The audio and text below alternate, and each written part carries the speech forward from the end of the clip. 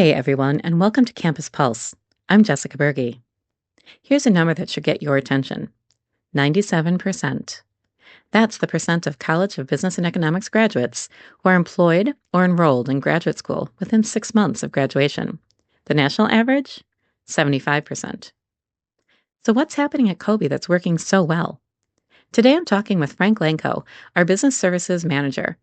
Frank is the person behind the scenes making sure every single business student, from freshmen to DBAs, has the tools, confidence, and connections they need to launch successful careers.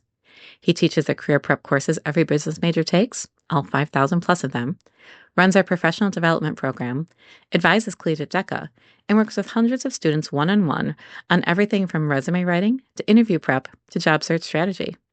We're going to talk about what makes CoBE's approach to career services different, the high-impact practices that actually work, and what students should be doing right now to set themselves up for success after graduation.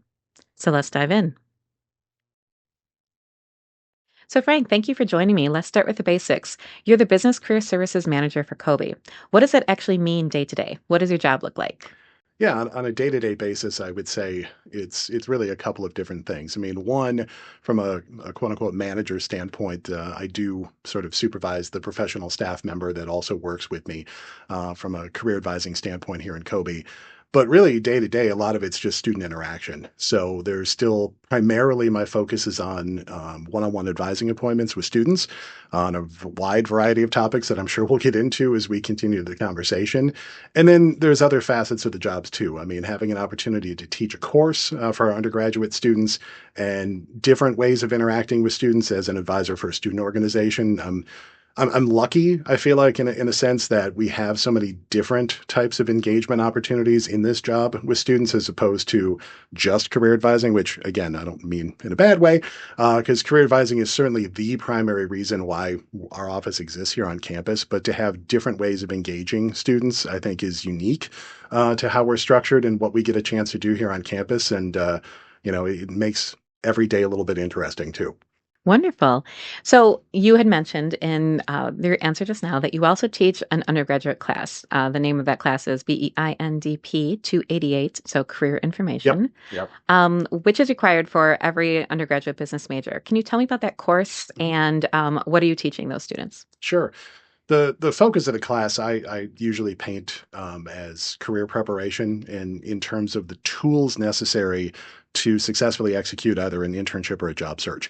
So we do talk tools, things like resumes, things like having a LinkedIn profile, interviewing, sort of the mechanics of going through an internship or a job search. But I try to also talk a little bit, I don't want to necessarily say theory, but certainly emerging trends. So the rise of AI, for example, in the recruiting space. I try to also bring in some outside voices. We do bring in a panel of employers in most sections of the class to give some real-time perspective on what's happening in the recruiting space right now. Because certainly in career services, part of my job is also employer engagement, through our sponsors, through the career events that we run on campus. But I've been out of the recruiting game a long time. So having an opportunity to have employer voices from organizations that are actively recruiting students through the university to share information real time with students and to answer their questions on pressing topics, hopefully add some value to the course as well. That's interesting. I didn't know that you were a corporate recruiter before. So that's very valuable information for the students too. Yeah, I spent almost 10 years in corporate Okay. America after finishing my undergraduate degree, a couple of years in sales, and then roughly 8 years in recruiting, primarily doing college recruiting. Sure. So it's kind of funny to now be on this side of the desk and helping to run career fairs and doing employer engagement when I used to be the employer who Right. was doing those things, doing classroom and student organization presentations and doing career fair events. So hopefully that adds some insight for students. That's certainly the goal, but things have certainly evolved in the industry. And as much as we stay on top of that through research and networking and conversations, I think trying to bring in some different perspectives for students to hear from as well is really important in that class. Right. Well, and I think it probably helps the students to know that you're not just giving them theory? You're actually Yeah. saying, look, in the real world, this is what they will ask you. And Yeah, Mhm. true. And I think, depending on each individual student in terms of where they are in their own career preparation, my hope, especially the first 8 weeks of each semester when there's so much on-campus recruiting activity that's taking place, um, ideally, I want them to try to implement some of the things that we're doing in the class in real time. So when they Mhm. can go to a career fair, for example, to get some real world networking, engaged, when they can actually talk about interview processes that they're currently going through as we're talking through it in class, hopefully add some value to those students as well. Wonderful. So, when I was doing the research for this conversation, one of the numbers that really jumped out to me is that 97% of CoBE graduates are employed or in graduate school within 6 months of graduation. And the national average is 75%. So, that's a big difference. What's driving that number? Yeah, I mean, I think I can't necessarily speak, of course, for other universities across the country, but just from where that number comes from a CoBE standpoint, Hmm. career services, like other universities, we are in charge of data collection when it comes to what's called the first destination report. So that's looking at, as you just said, students who have a full-time position within 6 months after graduation, who are enrolled in graduate school, or students who are entrepreneurs and have started their own businesses. The challenge, I think, in collecting the data is that, yes, there's survey tools and other ways that we sort of collect the report. But the rest of it then, our associate director in career services who leads the charge on that data collection has to do an awful lot of independent research through Hmm. LinkedIn and other sources to try to collect data from students who haven't filled out surveys. So 97% is a very important number. It's a great number. Is it fully reflective of every single graduate? No, only the ones that we can collect data on or who have Hmm. self-reported, which is a large percentage, of course, of those graduates each year. But I think what it speaks to is the level of preparation that students have going through their curriculum here, the opportunities that they have to engage with employers, and the skills, quite frankly, that they've developed in and out of the classroom that have put them in a position to be successful in finding either the full-time career or the entrepreneurial opportunities that appeal to them. Hmm. Fantastic. So, when you dig into where students are landing in this first destination Mhm. reports, what kind of jobs, what companies, what does that landscape look like? Yeah, it's a wide variety, and that I'm not trying to dodge the question. It's No, no, I just understand. within each major, there's obviously a lot of employers who are actively recruiting through the university, which is great. It's a very positive thing for us. I think the reputation, of course, of our academic programs adds to that, plus the success of former students that are now working in some of these industries. But we really do see a very wide array of employers, both locally, but also nationally, who either physically come to campus to do in-person recruiting events or who post jobs and internships through Handshake, the campus job board tool that has really opened up a lot of access for students for opportunities, yes, locally, which we know percentage-wise is where the majority of our students are originating from, and many of them desire to stay there Hmm. for jobs and internships. But it really has opened up the doors of opportunity for students who are seeking opportunities elsewhere too. So we're in a good position right now where in most majors that we have, there's a wide variety of different opportunities and employers who are recruiting actively from our student population. That's exciting. So, one of the reasons is moving into this next question. In CoBE, we talk a lot about high impact practices. Mhm. So, experiential learning, internships, professional development. Walk me through that, what that actually means for a business student's career preparation. I tell students, I think right now, given the landscape in the current job market, it's one of the most important things they can possibly do to set themselves up for success post graduation. The the learning that's done in the classroom is absolutely vital, but it's step one. Hmm. Employers know the value that the students are hopefully gaining from their education, but it's being able to demonstrate that they've taken that knowledge and the skills that they've acquired in their courses and applying it to something externally that helps students stand out that much more. And experiential learning is a very all-encompassing term. Hmm. I know for many students, the focus tends to be on internships, and that's great. And again, internships are absolutely essential. But I always try to remind students there's other avenues too, whether that's campus employment, whether that's being a leader in a student organization, doing undergraduate research. There's other avenues to gain experience, but it's not just resume building activities. It's building a resume with experiences and then stories that they can share with future employers to talk about, taking skills that they've acquired in their classes and then adding experience to it externally, because that combination is absolutely what gives students a leg up when it comes to searching for full-time jobs after graduation. Sure. So going to internships, which is Mhm. what you said they're mostly focused on, what role do they play? How do you help students find internships? Yeah, internships, tend to be something that we in career services talk to students about very early on. Hmm. When we get an opportunity to go into a BNDIP 101 class or a new student seminar, we're already talking about exploring internships. Some students are there, some students are Hmm. not always Right. there from day one, which is understandable. But it's something that as we get an opportunity through some of the programming that we do in career services, through individual advising appointments, and of course, classes, we just try to reiterate whether it's called an internship or not, getting some practical work experience in their field of study or in the industry that they aspire to go eventually get a career in. Just how important that is as a differentiator. Hmm. Because again, when the students graduate and they have a chance to, start exploring full-time career options, there's always competition, right? There always has been, there always will be competition.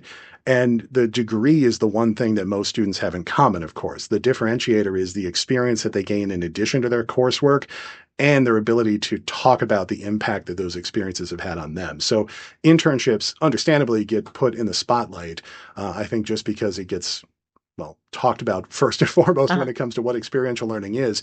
And there's a lot of employers, of course, who are hiring interns right now to help their businesses, whether that's project-based internships or whether those are ongoing internships to help grow an organization. It's a good platform for students, but I also try to remind them that it's not the only way to build experience throughout their college careers as well. Hmm. So anecdotally, I have heard on campus from students that a sophomore internship can lead to a job offer upon graduation Again, or a junior. And that's kind of amazing to me.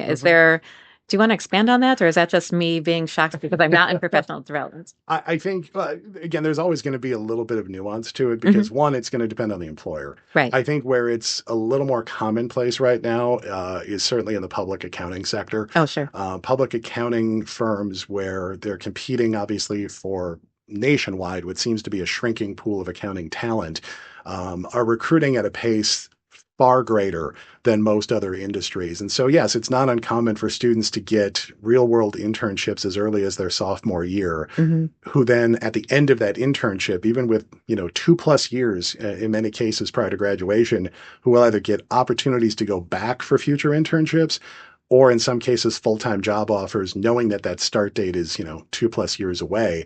That's an exception in the Right, of accounting course. realm. But in other industries and in other majors, yeah, there are students, even in their first year, who have been Hmm. successful in landing internships. They don't always lead to full time offers immediately, but if there's been a trend, I think anecdotally that we've seen through the university over the past few years, there tends to be some segments of industry where employers are focusing primarily on juniors for internships Hmm. Hmm. as a precursor then to converting to full-time employment. Internships have in many ways always been sort of a first step in trying to get it because I think from an employer perspective, then they know you're trained, the Hmm. work environment, they've seen, the quality of the work that you can do. So it's a more natural progression. And most organizations say that upwards of 75% of their interns get, at least offers for full-time employment. Some companies are even higher than that. But we're starting to see some segments of industry start to skew to even sophomores and, as I said before, even first year students for some internships that hopefully lead to future internships and keep building experience. But as I always remind students too, like if you find yourself in a situation where you land an internship, you love it, the employer loves it, it leads to a full-time position, great. But an internship is just the internship. Like Hmm. there's no guarantee beyond it. You as a student don't have to continue, full employment with the organization post-graduation if you decide it's not the right fit. But you're not going to know if it's the right fit until you start to get that experience. Hmm. And so as much as the internship is great for gaining experience, as much as the internship is great for building a resume, as students always share with me, I always try to remind them too that it's also about you exploring this potential career path, let alone the employer. Right. But is this particular type of role the right fit for where you see yourself in the future too? Hmm. That's good advice. It's not just an extended job interview. It's also about Learning as much about the industry. Yep. Mhm. And if it leads to a full-time job, great. Right. No, of course, of It makes course. it much easier during their senior year then if they know they have a position waiting for them. But, Mhm. again, not every internship yields a full-time offer. Not every full-time offer is something a student wants to accept. And Mhm. sometimes, and I understand why, but sometimes they forget that. Right. And I think it's always nice to, guide them through that process of exploring so that whenever they make their choice, whatever that choice might be, that they're confident in that decision and they don't have any sort of second thoughts, Mhm. when they do hit graduation and embark on their full-time career. Right, right. Excellent advice. So you created and run the CoBE Professional Development Program. What is that? The professional development program really has its roots going back to, I think, as early as the fall of 2018, roughly is when we first started talking about it. It's evolved over time. We're in a stage right now where we are working on redeveloping to launch for next school year. So I guess fall of 2026. The idea behind it is to give students an opportunity for continued engagement in employer related activities. So yes, we have campus-wide opportunities like career fairs, and other opportunities through student organizations. Professional development program ideally is going to give students a platform to take it a step further.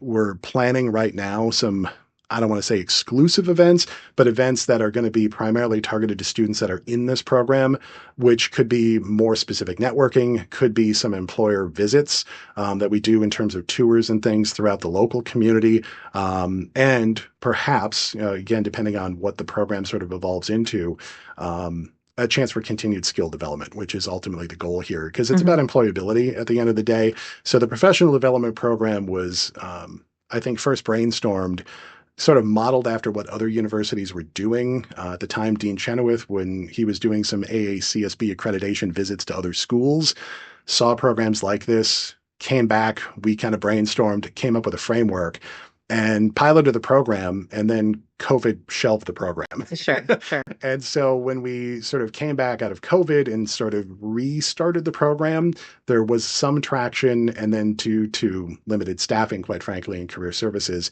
we were only able to do so many things. So Mhm. the brainstorm now, as part of our strategic plan in career services, is to relaunch it starting next semester. We're working very closely with the dean right now in terms of exactly what components those are going to look like. But the idea and the goal behind it is opt-in, voluntary for students who want to expand sort of their career preparation and skill development, and giving them some additional opportunities, not just in terms of access to their career advisors and going through workshops and other things that we will offer, but employer-led conversations as well. Mhm.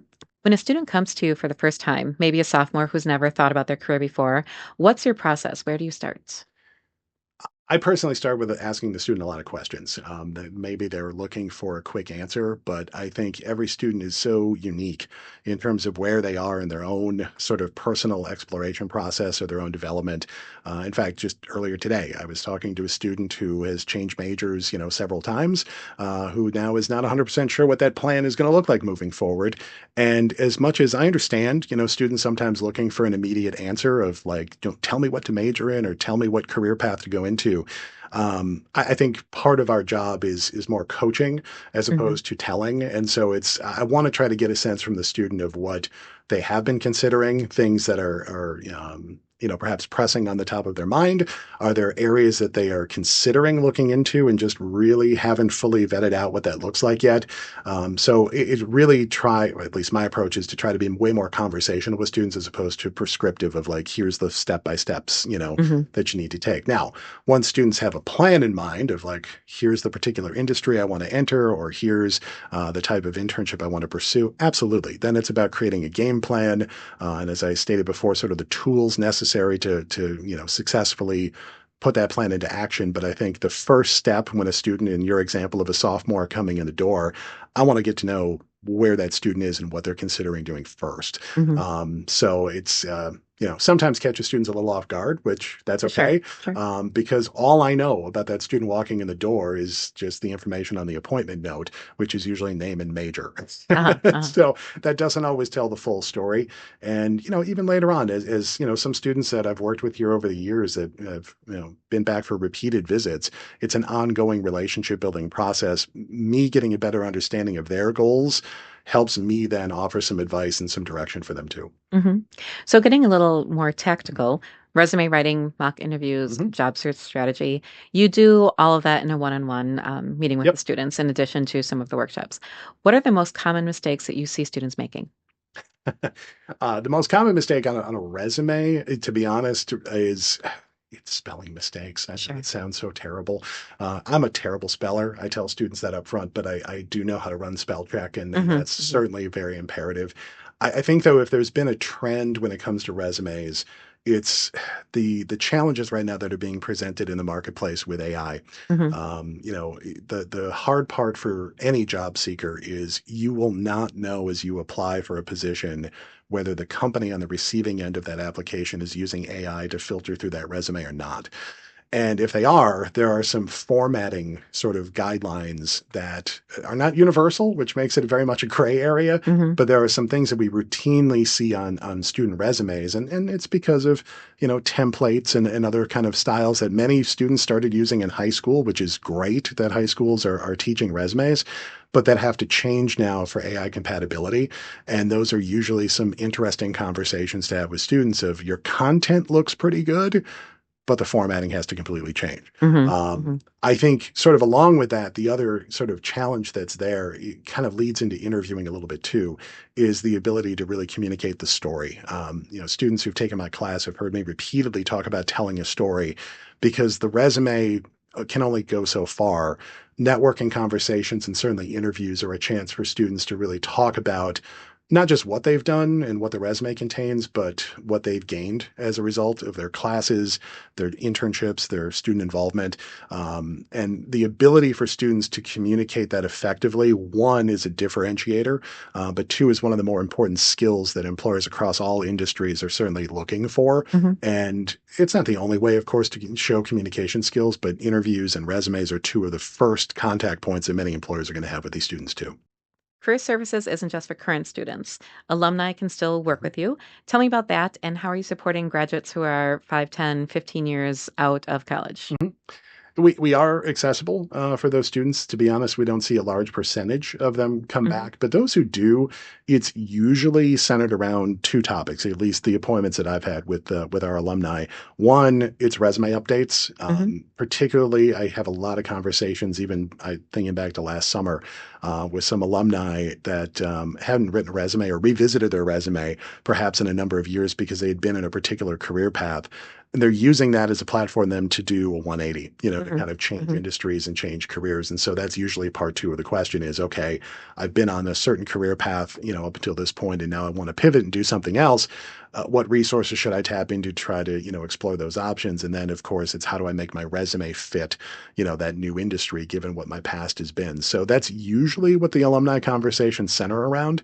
We don't see as many as we perhaps used to. I think um, changing jobs, changing industries certainly happens all the time, but hopefully through professional networking sources, hmm I often joke like we don't necessarily always advertise to students that are 15, 20 years out. We do get some, certainly who hmm come back for services, but I don't know that career services is the first thing that those students think of as opposed to our current students, of course, and our recent graduates, hmm who are perhaps looking for the second step in their career as opposed to their fourth or fifth step in their career. Sure. So you do work with employers who want to recruit CoBE Mhm. students. What makes our students attractive to those employers? What do you hear from the companies? That's a question we actually ask the employers Right. frequently, including the panel that, as I talked about earlier, that come into my class of what is the differentiator, and what we hear routinely is one, the fact that they're usually getting experience. hmm Obviously, the large percentage of our students have some kind of work history, whether it's while they're students or during summers or breaks away from the university, and two, their ability to talk about it. Again, communication is paramount, but I think the ability to work in teams and the ability to talk about, their experiences is a differentiator, as I stated before. And it's something that we hear from employers that help our students certainly stand out and gives them a competitive edge. We see a good number of employers who obviously come back routinely every single semester to recruit from campus, which is a wonderful sign. Those are the two things we hear most frequently from employers. They know the quality of the academic program. That's what hmm got them here in the first place. But in many cases, because the successes of past hires from the university into these programs keep them coming back. Great. So career fairs, Career Week, sponsor partners, you coordinate a lot of employer engagement. How do those connections translate into jobs for students? Well, that's obviously the ultimate goal, right? Right. And for us in career services, I'm part of a team that does employer relations work. We do have a sponsorship group, and those employers tend to be very active on campus in assisting with the events that you just talked about. It's really about opening access to opportunities for students at the end of the day. I mean, part of our job, I think, in career services is trying to build relationships with employers to get them to either come to campus or post jobs or internships through Handshake. To open up more access for opportunities for students. And part of the programming side of things that you talked about gives employers some additional touch points. Career fairs are great, but we try to reiterate to students, of course, but also to the employers, there's other ways of engagement. And through Career Week programming, for example, we'll do things like resume cafes, across campus and here in the atrium in Highland Hall, where, yes, myself and my career services colleagues will be there doing drop-in resume review help, but we'll also usually bring in employers to assist too. So to give students an opportunity, yes, to get resume feedback primarily, but some networking opportunities there as well. We'll do what we call our career fair pregame event a week before each semester's fair, which is a resource fair, giving students a chance to do some interviewing practice if they want to, some networking practice, again, resume reviews with our staff, but also with employer representatives. So the more that we can hopefully increase the visibility of some of these employers, and foster some relationships will open up more opportunities when it comes to posting jobs and internships.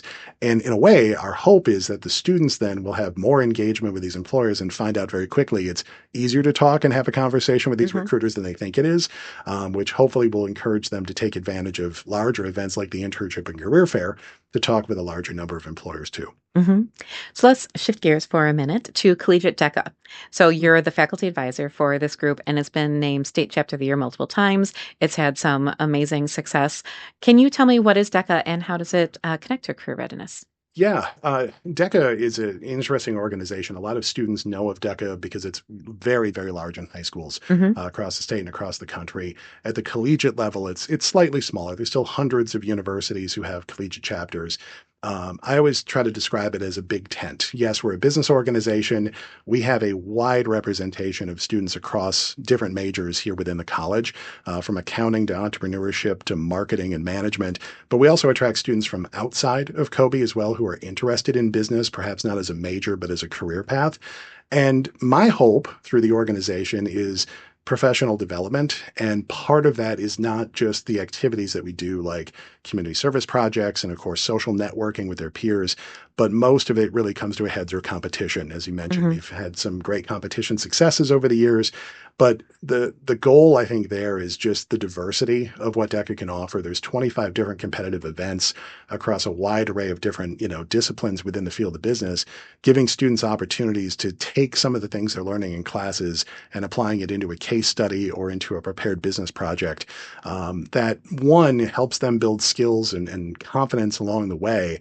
But especially with the prepared projects, we've had students in the past who've spent months, for example, building an advertising campaign complete with budgets and graphics and, a full 15 plus page report that many of them have then used in interviews, with Mm-hmm. employers. So they have something tangible to kind of take into those interviews in addition to course projects and other things too. So hopefully, like a lot of student organizations here in the college, it can be a bridge between classroom learning and the real world experience that they're going to get through internships and careers. From a DECA standpoint, it's been really exciting over the years. To be honest, I didn't know anything about DECA when I became advisor. Mm-hmm. I was not a member in high school. My high school didn't have a chapter, but through the years, learning from the students and seeing kind of their experiences and seeing the progression of many of our students who joined as freshmen, who, used it as a platform just to make social connections, who were a little more quiet, shy on the timid side. And then 2 years later, they're president, of the organization, or they're standing on a stage at a national conference, in front of thousands of other students receiving awards, is amazing. It's part of the rewarding part of being an advisor.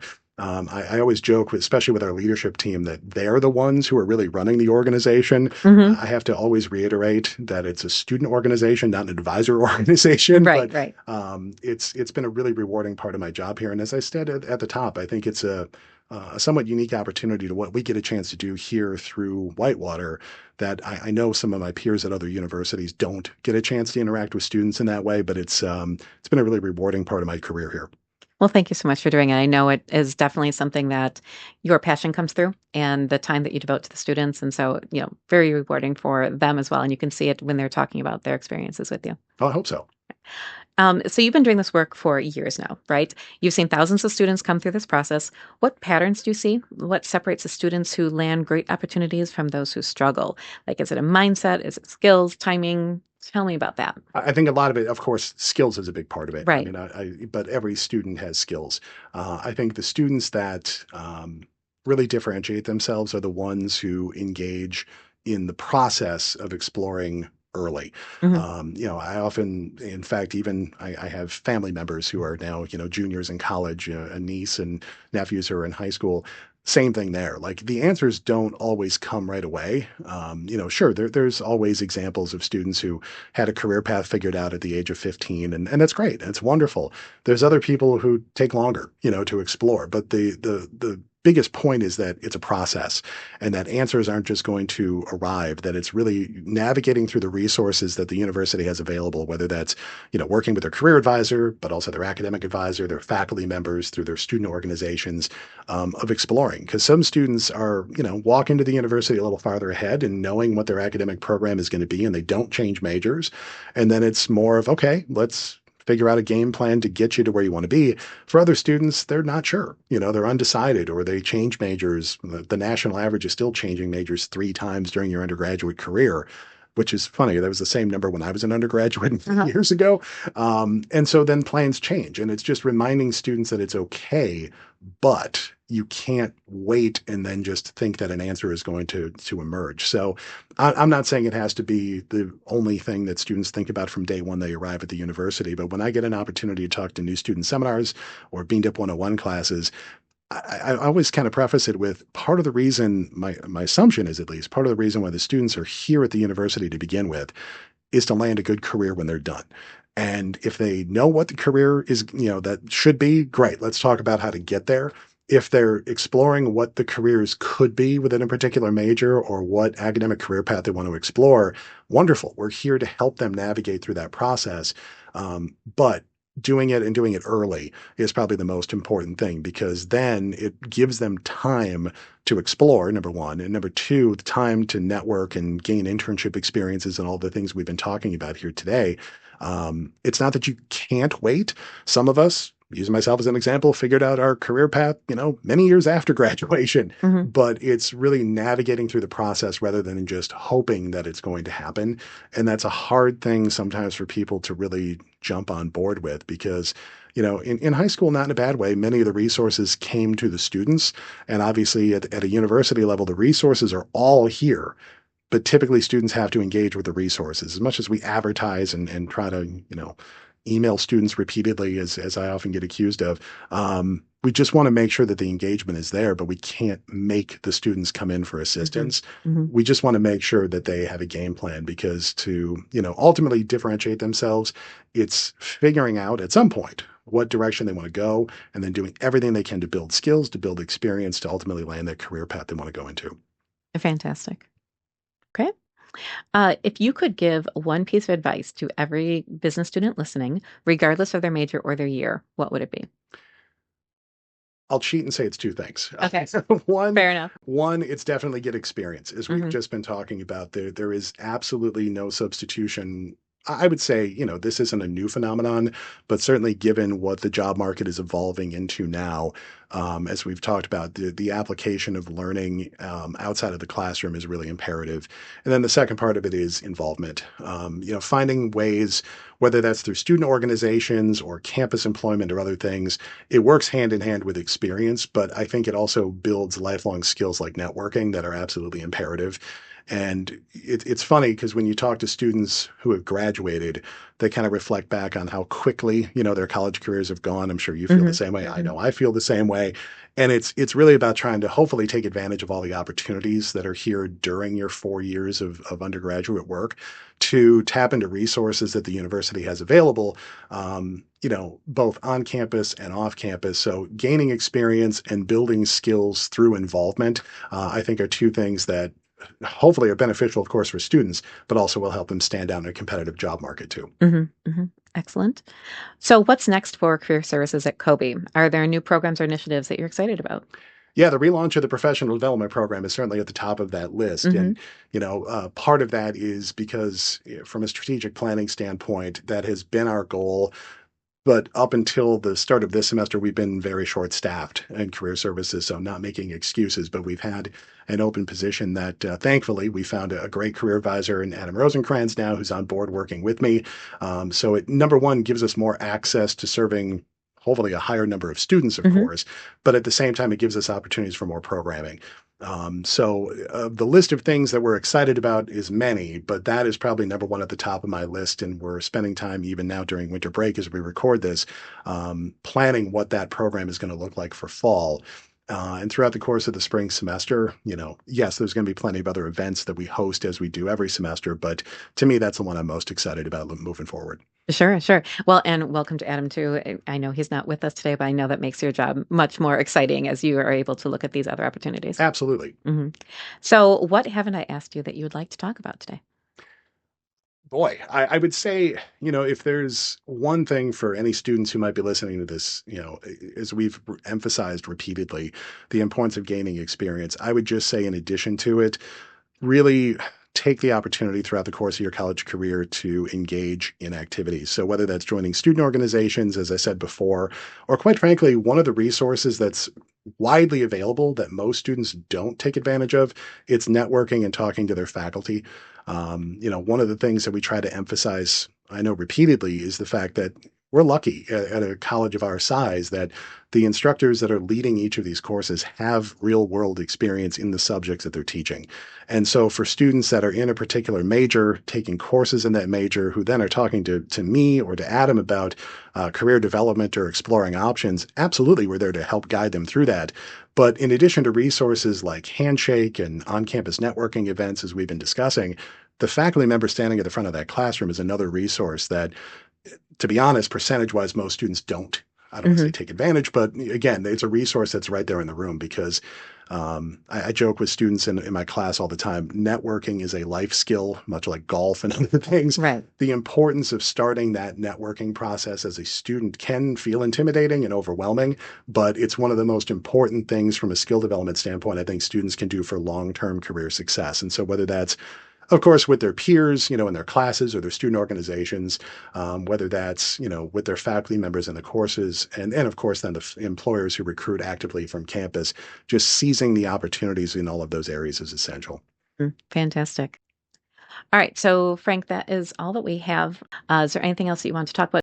One of the things that I know we're talking quite a bit about in career services right now, and it's going to tie into some academic, it already is in many cases here, but in other colleges it's happening, is the NACE career readiness competencies. Right. I think it kind of goes into one of the questions about essential skills. And, NACE has a list of 8 career readiness competencies, but the ones that usually get ranked at the top are communication, collaboration, and teamwork, and professional, development skills. And I think those are things that we try, obviously, to address, strongly here academically. And that's where, in a career services standpoint, both in the career class, but I think also through advising appointments, we try to reiterate a lot. And that's where it's not just about getting experience, but it's about getting experience to then build and impress upon, students the importance of those skills and then being able to talk about it. There's an interesting sort of study that was done by NACE about a year and a half ago when they talked to a group of students and a group of employers, and they had them sort of rank the importance of those different career readiness skills. There was a lot of similarities in terms of which ones were most important. Communication was at the top of that list, and as was collaboration and teamwork, of course, not very surprising. But then they asked both groups, okay, now assess students' level of, expertise, so to speak, in these areas. And students sort of evaluated themselves much higher Mm-hmm. in areas like communication than employers did. and, Interesting. and that's the disconnect. Now, it's funny because there's a disconnect the other direction too, where employers rank students very high in the use of technology and students kind of rank themselves lower. So it's not just on the student end, but that's where communication keeps being sort of a front and center focal point. And giving students access to opportunities to network through student groups, and it's not even just in career services, but through many classes and student organizations here in CoBE, a chance to engage with employers is trying to break down some of those walls and show them that, yes, you can do this. You do have a story to share. Employers are interested, in hearing about you when they come to campus, to do these various events, whether it's internship and career fairs or, resume cafe drop-in sessions or student organization presentations. I always try to remind students that they're here because they want to talk to you.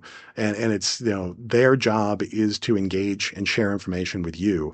And I think sometimes that message gets forgotten. Mm-hmm. The same conversation earlier with a student, who's going through an internship interview process now. And the thought process is, boy, the interview is all about me impressing upon the employer why I'm a fit for the position. And sure, there's part of that, but the student is also in a position where they have to try to evaluate the employer too. And again, sometimes there's a disconnect there, and it's seeing the bigger picture. And yes, experience helps with that. And that's why we're here, to try to help guide them through that. But those are the kind of pain points that we hear from students frequently is, okay, yeah, we can work on the mechanics of building a resume and making it AI friendly and navigating through an internship or a job search process. But at the end of it, when you get the interview or you have a chance to go network and start building a professional association here, it's, can you really talk about what your experience means? It's that impact statement. It's the story, as I keep going back to, that is just so imperative. And that's hard. Mm-hmm. It's very, very challenging. And some people learn it very quickly and some people don't. But we're here to try to help navigate them through that process as much as we can. Thank you so much, Frank. I really appreciate it. I mean, that was very well said. Thanks so much for listening to Campus Pulse. And Frank, thank you for the incredible work you do in preparing our students for what comes next. If you're a CoBE student and want to work with Frank, you can schedule an appointment through Handshake or email him at lankof@uww.edu. That's LANKOF@uww.edu. An alumni, yes, you can still use career services. Feel free to reach out. If you enjoyed this episode, subscribe wherever you get your podcasts so you don't miss what we're uncovering next. Campus Pulse is part of the Warhawk Business Voices podcast network. You can find all of our shows and transcripts at uww.edu/CoBE/podcasts. I'm Jessica Berge, and I'll see you next time.